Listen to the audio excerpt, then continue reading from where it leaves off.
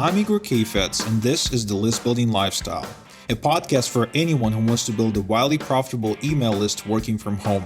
If you'd like to make six figures, travel the world, and help people improve their lives in the process, then this podcast is for you. I also invite you to attend a free workshop at igor.ac where I'm teaching how I made $21,779.45 in affiliate commissions by sending just 481 clicks to my affiliate link in one day. I'm also explaining why I walked away from ClickBank and I don't promote ClickBank offers anymore, as well as the 5 things I look for in a perfect affiliate offer. I'm even going to show you the one-page website that I used to make over $500,000 in affiliate commissions this year, and I'll even bribe you to attend this workshop by giving you a $497 value course that shows you how to cherry-pick high-converting affiliate offers for your next affiliate promotion. In addition, I'll even give you the 3 offers I'm promoting right now that are making me money as we speak. All that and more at igor.ac. And now it's time to claim your list building lifestyle.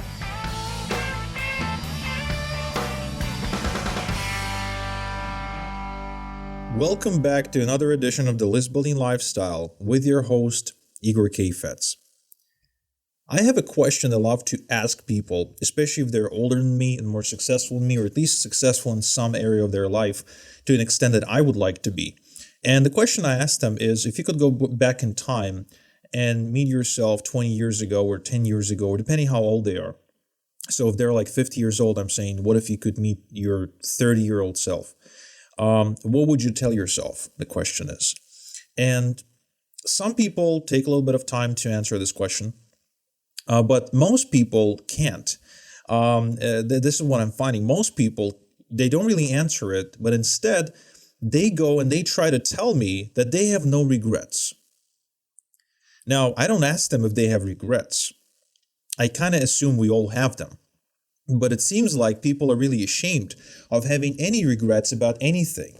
And or maybe like they're afraid to admit it to themselves that they have some, or maybe to other people. Maybe when they're alone in the shower, right? They think about the things that they regret. But for me personally, I don't hide from the fact that I regret some things and that I don't regret some other things. And what I wanted to do is I wanted to share with you the 7 regrets I have about this passing year. Because now that the year is coming to an end, every time it does, and every time there's a birthday as well. So for me, it happens twice a year. Every time there's a digit switching somewhere, I tend to think about all the things that I didn't do. And one of the things that made me think this way is, remember one day I was watching a YouTube video. It was advice from people who made it to their hundreds or made it to like 90 years old, and they were sharing advice. And one of the most common themes to everything that these folks were saying was that, they regretted not speaking their mind at one point, or they regretted not following their dream at one point. So basically, they had regrets of things or they haven't done or things they haven't said. And that made me realize that when I'm on my deathbed, I don't want to have regrets for things I didn't do. I want to, even if I failed at the things I tried, I want to make sure that, I really gave it my best shot. So today I sat down and I thought, if you asked me if I had any regrets from this year, I'm not my whole life. I'm not ready to go that deep yet, but just for this passing year, if I had any regrets, what would I answer? And I came up with 7 things that I truly regret that I'm going to share with you in this episode. Now, I will preface it though, that some of these things make a lot of sense and they will make sense to you, especially if you share my values about family, money, relationships, and stuff like that. Some of these things will be really shallow. And so I'm openly sharing these with you just in hopes of being honest. And if you want to judge me, no problem at all. But I just wanted to preface it to make you aware that I am aware of the fact that some of my regrets are really shallow. So anyway, first and foremost, this year I regret most about seeking permission to be successful from other people. And that's one of the reasons why this year I've joined the Genius Network, Joe Polish's Genius Network, for $25,000 a year. That's one of the reasons why I'm still considering on whether or not to join Strategic Coach. But, joining the Genius Network and meeting people who were willing to pay $25,000 a year for a membership in a mastermind with other people just like them, and having met people from all kinds of different industries, ranging from things such as selling real estate coaching to being best-selling authors, to people who own like large pet hotels businesses, to people who even own some of the largest poultry companies that are supplying the United States with all the poultry, right? So next time you're eating chicken McNuggets, chances are I met the guy who owns the farm, because they're like, they have a huge business. Again, we're not getting to the whole argument whether it's humane or not. I'm not here for that. But point being is that I met a bunch of people from a bunch of industries who are some on this of the same level of success, more successful and less successful than I am, if we just look at the money part of it. And they also, within the walls of such masterminds, what people do, they talk less about business, but they talk more about their personal issues. Unfortunately, because I was really hoping that people would be talking about business more in that mastermind, but it is what it is. And, when you're like in the room and you're listening and someone picks up the microphone and she owns like a bunch of hotels, but at the same time she talks about how her marriage fell apart and her son isn't listening to her, and how she had 3 surgeries. It's like, she's not doing something right? I mean, there's something's off. Even though she's probably making more money than me, it seems to me that I have a better grip on my personal life, and I have way less stress in my life than she does in hers. And so this is just one example. But point being is that I would always look up to people who I would consider more successful, almost looking for permission for them to tell me, go be more successful, as if there's something wrong with me, as if I'm like not allowed to. And that's one of the reasons why for years and years and years I've invested into coaching, and still do, and probably will continue to do.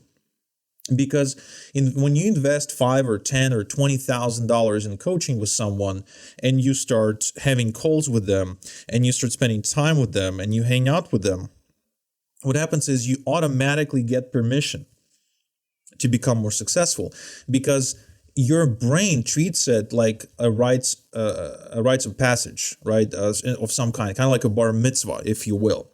So I've noticed that in business or in life, people have to go through another bar mitzvah or bat mitzvah in order to achieve the next level of success. And so for me, I've already became a millionaire at that point, but I'm like still waiting for someone else to give me permission. And I waited for the whole year, this year and past years as well. So I would always like limit myself at a certain level of success and never hitting the kind of level of success that I felt that I wanted. So, that's one regret I have for sure, because after you meet enough of these people, or after you meet enough of your gurus, if you will, in person, you realize these people have so many problems, and they're so dysfunctional, and they are making a lot of this stuff up as they go. So you're not less qualified to be a multimillionaire than they are. Trust me, after you meet enough of these people in person, wow, oh wow, what you discover. So seeking permission to be more successful, definitely a mistake. And I regret following this sort of philosophy for many, many years. And now I'm working on daring myself into new levels of success, literally challenging myself into new levels of success, even though it's still pretty difficult for me, or had been until now, because I also realize that I'm a role model for my kids. And if I play small, they play small. I'm also, for me, as far as I'm concerned, I'm doing my absolute best to hold myself accountable to the people I care about the most. And if I know that by playing small, I encourage them to play small, then you better be confident that Igor's going to play way bigger game in 220. So the second regret that I've got is not scheduling date nights. Because what I'm starting to notice, and it took me a good 10 years, is that everything is becoming more important and gets higher priority on the list of things to do than dating your wife, right? So in other words, the idea is that one of the most important people in your life, upon whom you probably have like 90% of your happiness depending, you get to spend the least quality time with them. So scheduling at least one date night a week is an absolute necessity. Now, I haven't done that ever. Not once I've scheduled a date night, besides maybe anniversaries and birthdays. But even this year, on our scheduled anniversary, wedding anniversary, and we're together for 11 years now, we had to cancel our plans because, my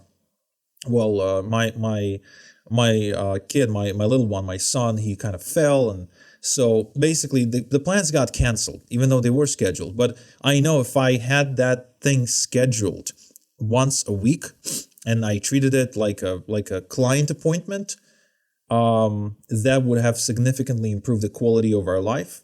Because it's really hard to spend quality time together when you've got two kids and a business. It's truly, truly hard. So that's definitely a regret of mine, which I'm going to be fixing in 2020. Yo, it's Igor. If you're loving the content, hop on over to listbuildinglifestyleshow.com for more free training and a free transcript of this episode. Oh, and I'd really appreciate if you logged into iTunes and rated the show. It really helps. Thanks. The next one, number 3, is not scheduling thinking time. That's another huge regret I've got because it wasn't as important to me when I started. When I started, the most important thing was to put together an offer, build a sales funnel, drive traffic. That's it. That's all I had to do. But then the more the business grew and the bigger the operation became, the more projects we had going on. And, this past year we hosted a seminar, and we've done a bunch of really cool stuff, released a bunch of products, right? The more promotions I have to run, like a lot of that stuff, it requires thinking. So not scheduling thinking time because of the same principle that I've just described with the date nights. If you don't schedule it, it's not happening. If you don't treat it like a client appointment, it's not happening. If you don't treat that time as the kind of thing you have to do because you set up an appointment with someone, it's just not happening. So not scheduling the thinking time was definitely something that I believe to be a regret. And I will be scheduling more thinking time for myself in 2020. And that time will be scheduled in the morning, by the way. So in other words, I used to think that I could just schedule it for the evening time, or just say, okay, let me first get this job done or work done, and then I'll do it.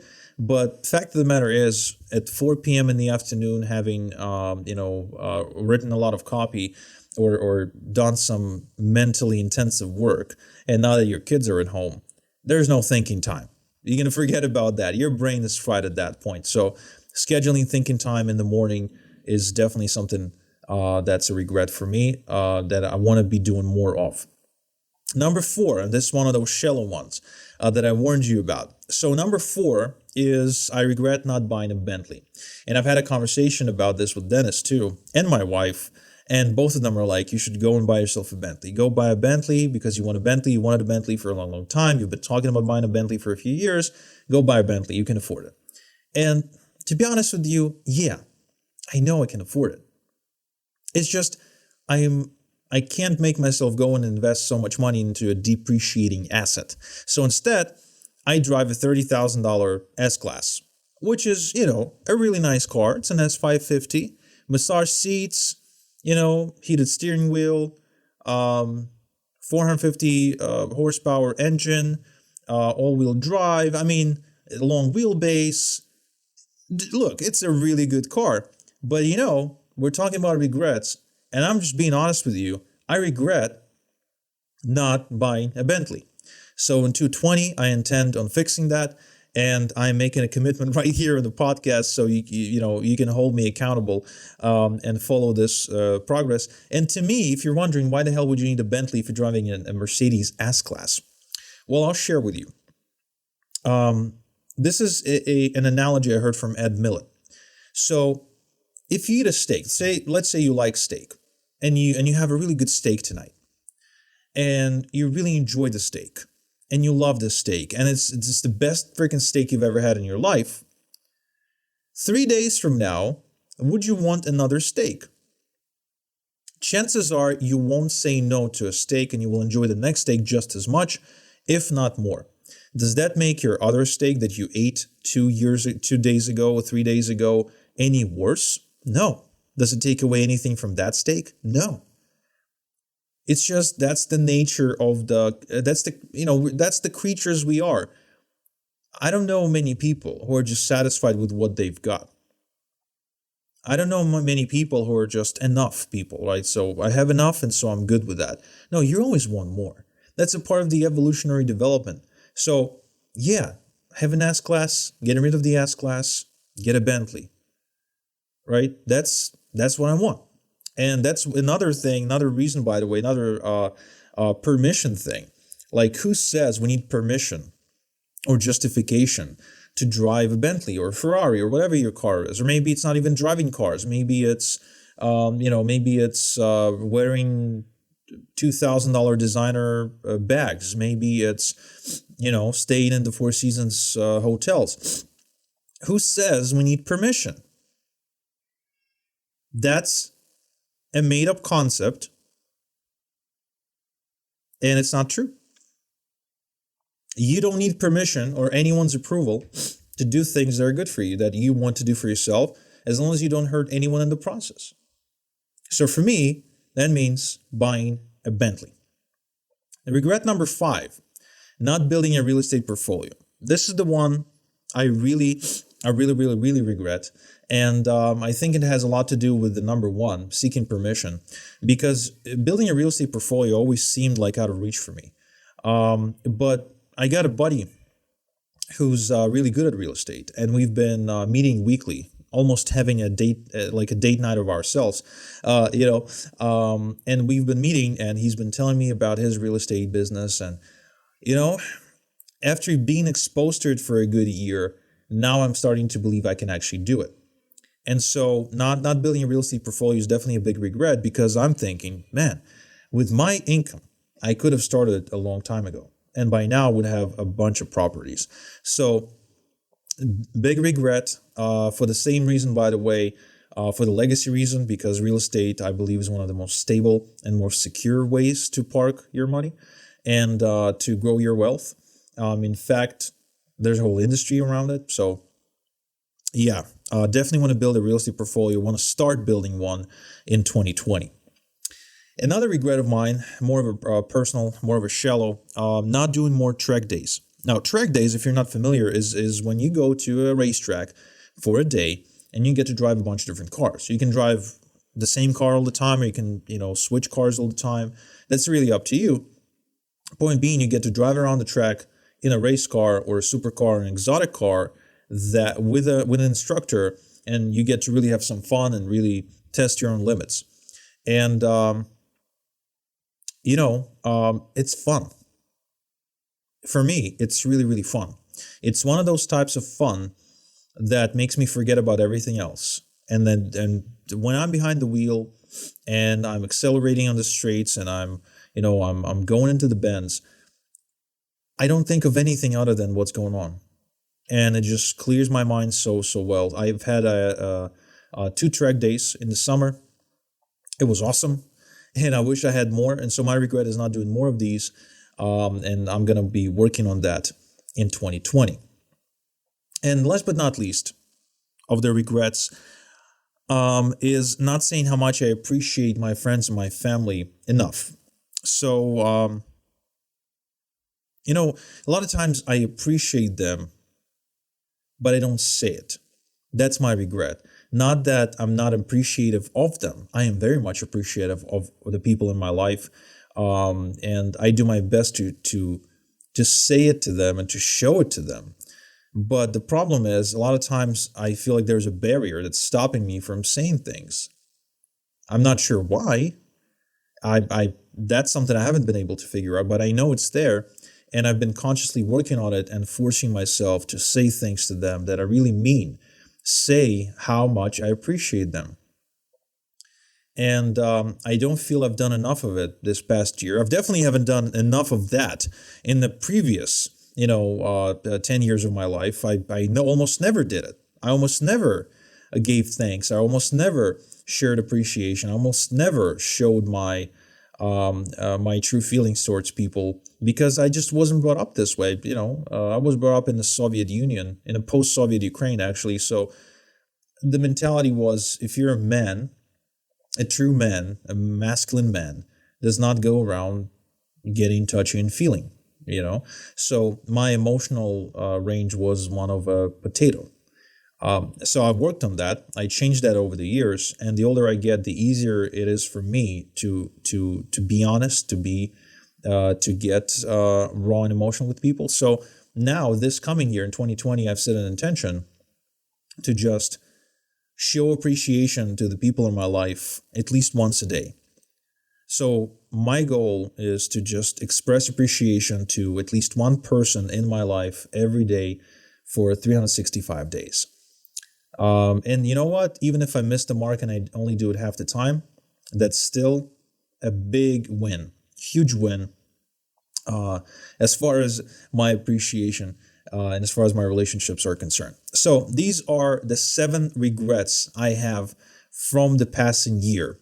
All right. And in the next episode, I'll share with you the 7 things I feel I've done really well in the last year. So stay tuned for that. And until then, have a good one.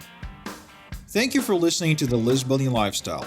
Get access to previous episodes, the transcription of today's show, as well as other exclusive content at listbuildinglifestyleshow.com. Also, don't forget to claim your free seat at the workshop I'm hosting this week, where I showed the 2-step system that made me the top affiliate for people like Matt Basak, John Crestani, Richard Legg, Michael Cheney, and many, many others. In fact, on this workshop, I'm going to show you the exact approach I take whenever I promote an affiliate offer, the exact offers I promote, as well as how I was able to make over $500,000 in commissions using my small list of just 18,000 people promoting a weird type of product that almost no one else promotes. All that is yours at igor.ac. So go ahead, claim your seat right now, and I'll see you there.